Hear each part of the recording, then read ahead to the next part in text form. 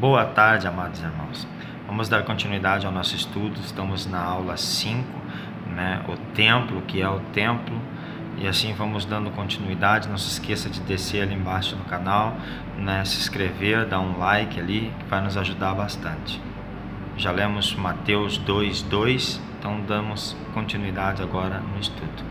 Cristo que veio ao mundo já nascido rei.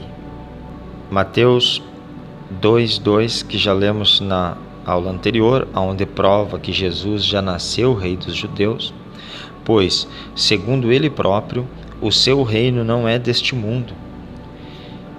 Em João 18:36, vamos conferir, diz assim, João 18:36, ao que lhe afirmou Jesus, meu reino não é deste mundo. Se fosse, os meus servos lutariam para impedir que os judeus me prendessem, mas agora meu reino não é daqui.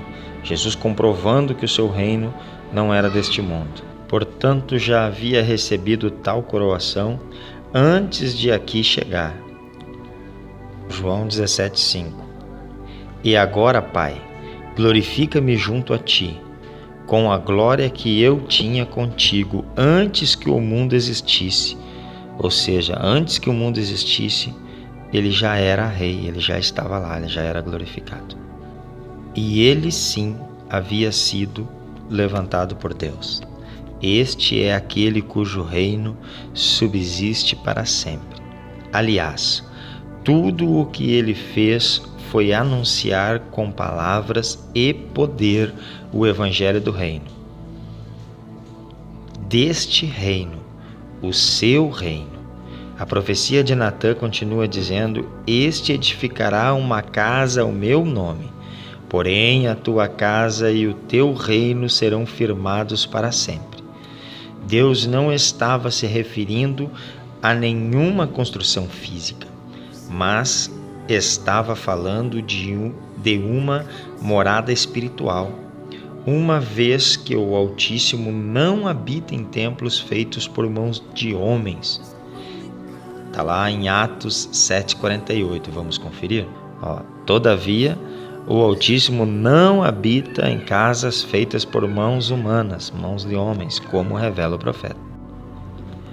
Esta morada é aquela que Paulo fala aos Efésios, cujo Cristo é a principal pedra de esquina, capítulo 2, 21 e 22, no qual todo o edifício bem ajustado cresce para templo santo no Senhor. Nós somos a morada eterna, no qual também vós juntamente sois edificado para a morada de Deus em espírito.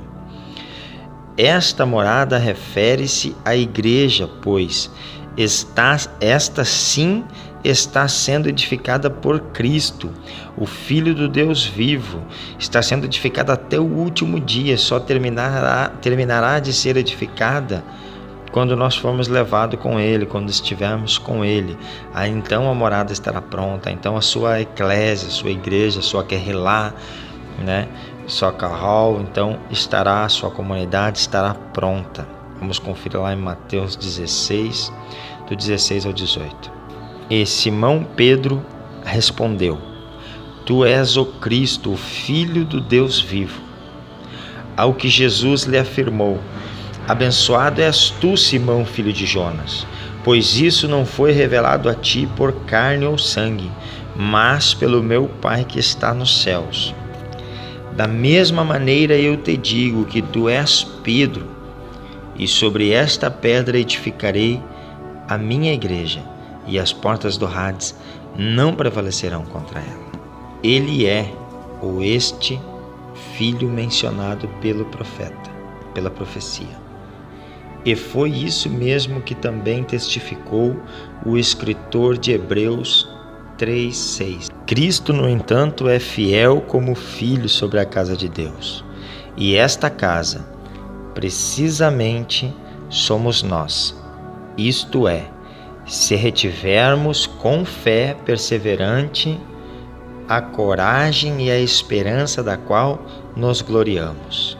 Como diz em Guiliana Guiliarna, em Apocalipse, Revelação, ao que vencer. ao escrever que Cristo, como Filho, estava sobre a sua própria casa, a qual casa somos nós, se tão somente conservarmos firmes até o fim a nossa confiança e a glória da esperança.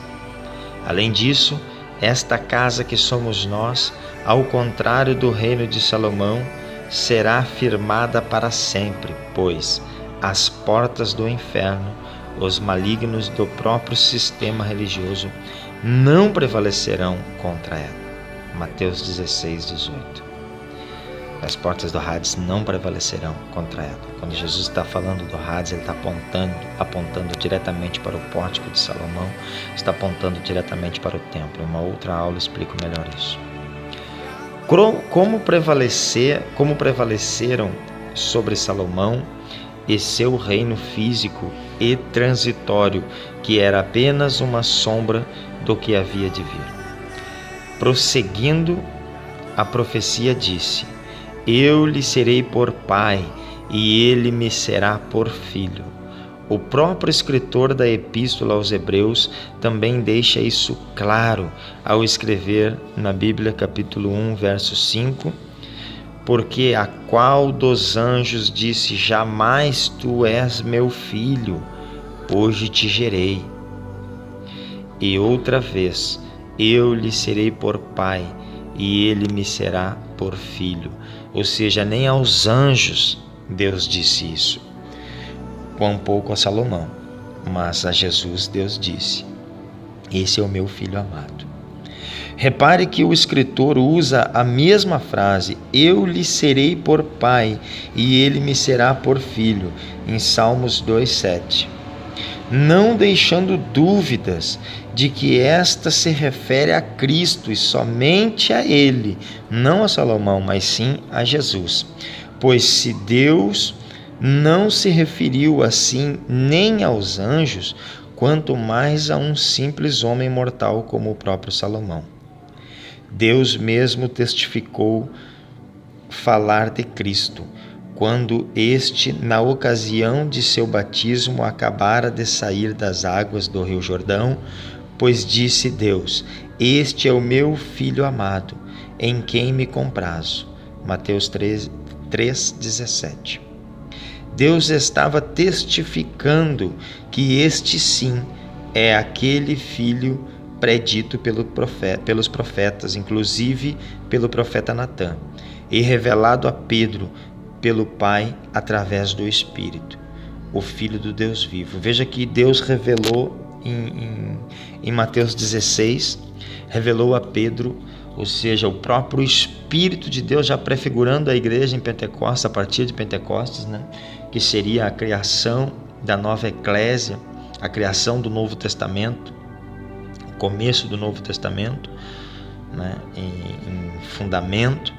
E ali Deus já havia derramado o seu Espírito em cima de Pedro, que o próprio Jesus testifica, né? Isso não vem de ti, não vem da tua carne nem do teu sangue, isso vem do Espírito de Deus vivo, isso vem do meu Espírito que está dentro de você, que já está começando a entender, né, a minha missão, já está começando a entender o que eu vim fazer.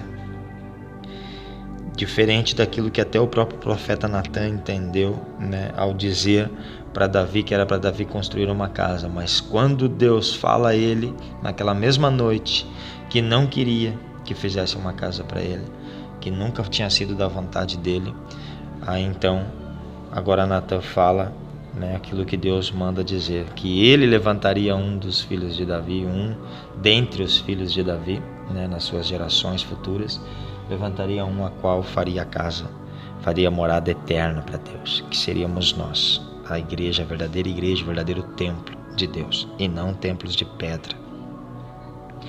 E revelando a Pedro pelo Pai através do Espírito, o Filho do Deus vivo, este é aquele que sempre